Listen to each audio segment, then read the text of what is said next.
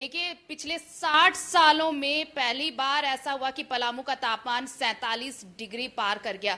जी हाँ, 60 साल पहले 47.8 डिग्री था, लेकिन इस बार ये पारा 47.7 डिग्री तक पहुंचा। हालांकि रिकॉर्ड नहीं टूटा, लेकिन इस टेम्परेचर ने लोगों का जीना जरूर मुहाल कर दिया और हालात ये बन गए, इतनी गर्मी हो गई है कि तकरीबन 16 जिलों में टेम्परेचर 40 डिग्री के पार रहा। और आप इसी से अंदाजा लगाइए कि लोग कितने परेशान होंगे। पानी की किल्लत हो रही है लोगों को, बिजली की आंख मिचौली अलग चल रही है। इसके साथ ही साथ जानवर भी परेशान है, पशु पक्षी भी गर्मी से हलकान है। तस्वीरें हमने दिखाई थी कि गिरिडीह में किस तरह से चमगादड़, सैकड़ों चमगादड़ मर गए हैं, सिर्फ गर्मी की वजह से उनकी मौत हुई है। ये सारी चीजें और ये तस्वीरें इसलिए भी दिखाना जरूरी है क्योंकि इसकी जिम्मेदार, ये जो हालात, ये जो मौसम है, उसके जिम्मेदार कहीं ना कहीं हम भी हैं। पेड़ों की अंधाधुंध कटाई, जंगलों का सफाया, कंक्रीट का जाल, ये सब किसने बुना? सिर्फ और सिर्फ हमने बुना। लेकिन हाँ, अब ये झेलना इंसान को ही पड़ रहा है। गर्मी की मार पड़ी है और गर्मी से जो मौतें हो रही हैं वो सबसे दुखद है।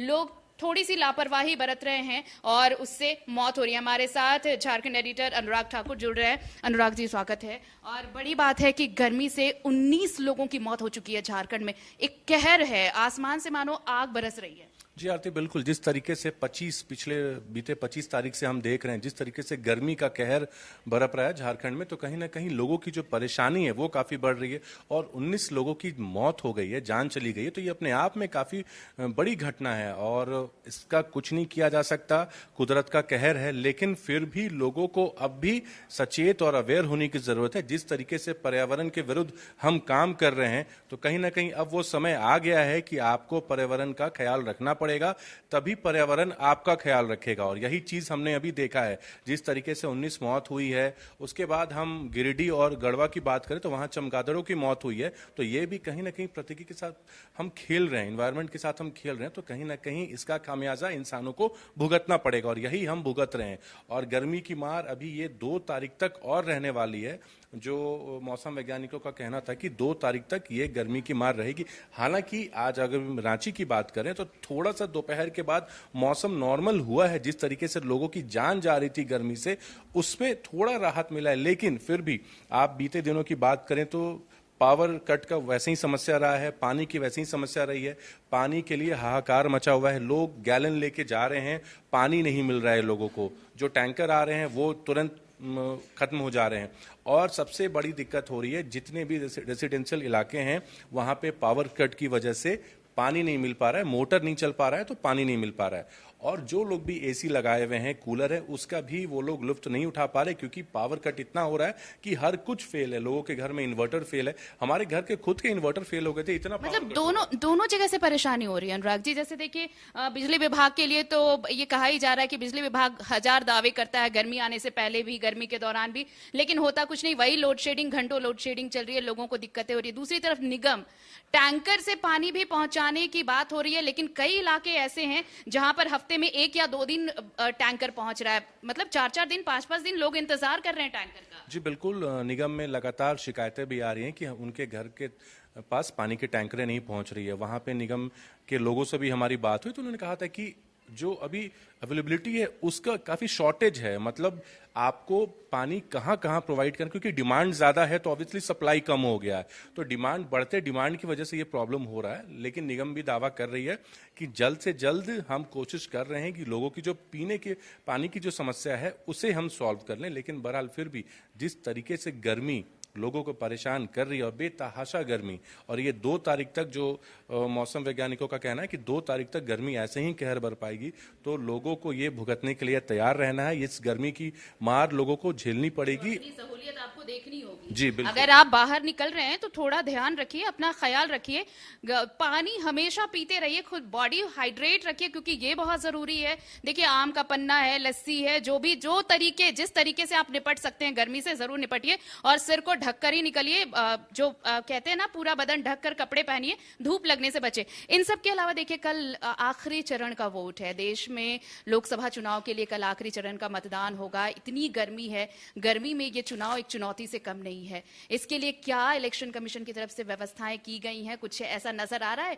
कि जो मतदान कर्मी है, चाहे जो मतदाता वहां पहुंचेंगे, उनको सहूलियत? जी बिल्कुल, बीते 25 तारीख को जो इलेक्शन हुआ था उसमें रांची भी था, तो हमने इलेक्शन कमीशन से बात की थी, या वहाँ पे जो बीएलओ रहते हैं उनसे भी पूछा था हमने कि क्या व्यवस्था है। हालांकि कुछ बूथों पे व्यवस्था नहीं के बराबर थी, उन्हें पीने के पानी की भी दिक्कत थी, लेकिन कुछ बूथों पर व्यवस्था थी। तो इलेक्शन कमीशन से हमारी बात हुई तो उन्होंने कहा कि जिस तरीके से गर्मी बढ़ी है हाल के दिनों में, तो 1 तारीख के लिए उन्होंने व्यवस्था की है कि पीने की पानी, ओआरएस, ग्लूकोज, हर चीज की व्यवस्था की गई है, ताकि जो मतदान करवा रहे हैं मतदान कर्मी, उन्हें कोई परेशानी ना हो, इसका खासा ख्याल रखा जा रहा है। तो अब हमें कल ये देखने को मिलेगा कि आखिर इलेक्शन कमीशन ने कि ये दावे खोखले हैं या ऐसा उन्होंने सचमुच व्यवस्था किया है जो इलेक्शन करा रहे हैं मतदान कर्मियों के लिए, तो ये कल पता चलेगा। लेकिन हालांकि उन्होंने दावा किया है कि तमाम व्यवस्था इस बार की जाएगी, क्योंकि गर्मी से आती हर कोई हलकान है। इस बार कई स्कूलों से नोटिस भी आ गया है, कई स्कूल 6 तारीख को खुलने वाले थे, लेकिन उन्होंने भी स्कूल के खुलने के छुट्टियां बढ़ा दी हैं। अब सब स्कूल 10 तारीख को खुल रहे हैं।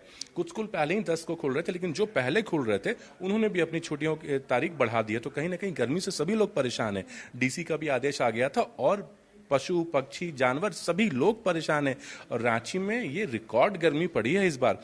60 साल पहले पलामू के आंकड़े की बात करें तो वो हम छूते नजर आ रहे हैं, लेकिन इस बार की जो गर्मी का एहसास है वो लोगों को मतलब सोचने पे विवश कर सिर्फ पलामू नहीं रहा ना, इस बार 16 से 17 जिले प्रभावित नजर आ रहे हैं। जी बिल्कुल, 16 से 17 जिले प्रभावित हैं। और रांची की बात करें, पहले रांची को कहा जाता है कि ये एक हिल स्टेशन हुआ करता है, अगर बहुत गर्मी पड़ी तो शाम होते होते बारिश हो जाएगी, लेकिन इस बार नहीं है वैसा। आज सुबह की अगर हम बात करें तो 8 बजे के आसपास धूप ऐसी थी, लग रहा था कि दोपहर के 2 बज रहे हैं, और सभी लोग परेशान थे। तो ये अब पर्यावरण के साथ खिलवाड़ है, उसी का नतीजा है। लेकिन फिर भी जो इस बार की गर्मी है लोगों को काफी परेशान कर रही है, हमें काफी परेशान कर रही है। हमारे रिपोर्टर्स, हम लोग खुद फील्ड में जा रहे हैं, तो गर्मी बेतहाशा है, और कहीं ना कहीं लोगों को सचेत रहने की जरूरत है, पानी लगातार पीने की जरूरत है। और रह गई बात कल जो मतदान है, अंतिम चरण का वोटिंग है, उसके लिए भी हमारे रिपोर्टर्स या मतदान कर्मी या जो वोट डालने आ रहे हैं उन्हें भी एहतियात बरतनी चाहिए, उन्हें भी चेहरे पे तौलिया लपेट के आना चाहिए और लगातार पानी पीते रहना चाहिए, नहीं तो इस गर्मी में परेशानी उनकी बढ़ने वाली है। लेकिन एक चीज और आखिर में मैं जरूर ये अपने दर्शकों के साथ साझा जरूर करना चाहूंगी। देखिए कल आखिरी चरण का मतदान है। झारखंड यूं भी बिहार के मुकाबले थोड़ा बेहतर रहा है मतदान के मामले में, लेकिन पिछले साल यानी पिछले बार अगर हम कहें 2019 के मुकाबले इस बार वोटिंग परसेंटेज कम रहा है। कुछ एक ऐसी एक अपील कशिश की तरफ से हमेशा होती रही, लेकिन कुछ और अगर हम कोशिश करें कि मतदाता अपने मत का प्रयोग करें, पोलिंग बूथ पर पहुंचे और इससे ना चूकें। जी बिल्कुल, हम कशिश के माध्यम से तमाम मतदाताओं से अपील करते हैं कि कल अंतिम चरण का वोटिंग है, वोट डालने जरूर पहुंचे अपने बूथ पे और जरूर मतदान करें। इससे आप एक राष्ट्र का निर्माण करते हैं, मजबूत राष्ट्र का निर्माण करते हैं। तो हमारे कशिश के व्यूअर्स और जितने मतदान कर्मी हैं, मतदाता हैं, उनसे अपील करते हैं कि बूथ पे पहुंचे और वोट डालें। चलिए, तो बूथ पे बहुत शुक्रिया आपका अनुराग जी। बूथ पर पहुंचिए और वोट जरूर करिए, क्योंकि मतदान, देखिए मतदान करना आपका संवैधानिक अधिकार है और ये सबसे बड़ा अधिकार है किसी भी नागरिक का। तो चूकिए मत अपने अधिकार से। कल वोटिंग का दिन है और आखिरी चरण का ये वोट है। जिन्हें भी वोट करना है प्लीज पोलिंग बूथ तक पहुंचिए और अपने मताधिकार का इस्तेमाल कीजिए, वोट करिए और देश गढ़िए। न्यूज रूम से आज मेरे साथ इतना ही। कल फिर होगी मुलाकात। बिहार झारखंड की खबरों को देखने के लिए देखते रहिए कशिश न्यूज।